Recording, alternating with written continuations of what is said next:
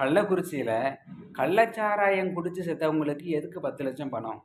அப்படியே நீங்கள் 10 லட்சம் நஷ்டஈடு கொடுக்கறதா இருந்தாலும் இந்த கேஸில் முதல் குற்றவாளி போலீஸ்காரங்க தான். ஏன்னா கள்ளச்சாராயம் காய்ச்சுவது குற்றம். அதை தடுத்து நிறுத்தியிருக்க வேண்டியது போலீஸோட கடமை. அவங்க தன்னுடைய கடமையை செய்யலை.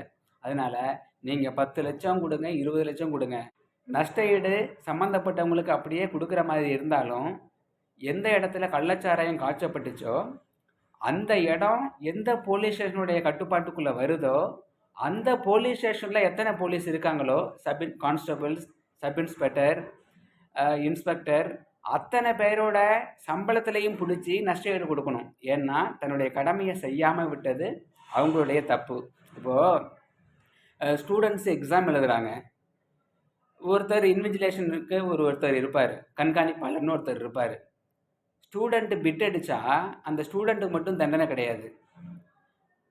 அந்த எக்ஸாம் ஹாலில் எந்த இன்விஜிலேட்டர் இருக்காரோ, கண்காணிப்பாளர் இருக்காரோ, அவருக்கு மெமோ கொடுப்பாங்க. அவரும் குற்றவாளி தான். ஏன்னா எப்படி எழுதுகிறாங்க, பிட் அடிக்கிறாங்களா, காப்பி அடிக்கிறாங்களான்னு பார்க்க வேண்டியது அவருடைய கடமை.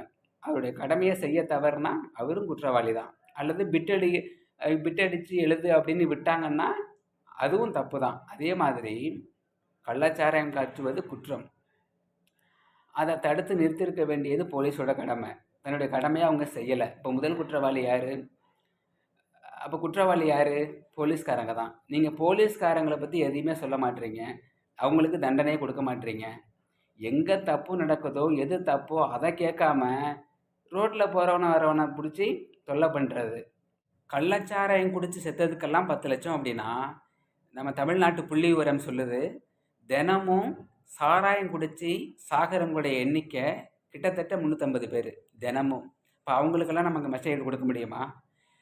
நாட்டுக்காக யார் சாகிறாங்களோ, நல்ல விஷயங்களுக்காக யார் சாகிறாங்களோ அவங்களுக்கு லட்சக்கணக்கில் கொடுக்கலாம், அள்ளி கொடுக்கலாம் கவர்மெண்ட்டு. அதை பற்றி யாரும் எதுவும் சொல்ல போகிறது கிடையாது.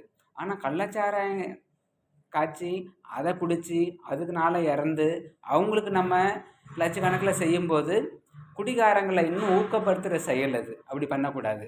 அதனால் கள்ளச்சாராயம் எங்கே காய்ச்சப்படுதோ அந்த ஏரியா பொறுப்பாளர்கள் யாரோ, காவலர்கள் யாரோ, சம்மந்தப்பட்ட அதிகாரிகள் யாரோ அவங்க சம்பளத்திலிருந்து இந்த நஷ்டஈடு கொடுக்கறது தான் சரியானதாக இருக்கும். அதுதான் முறையானதாக இருக்கும்.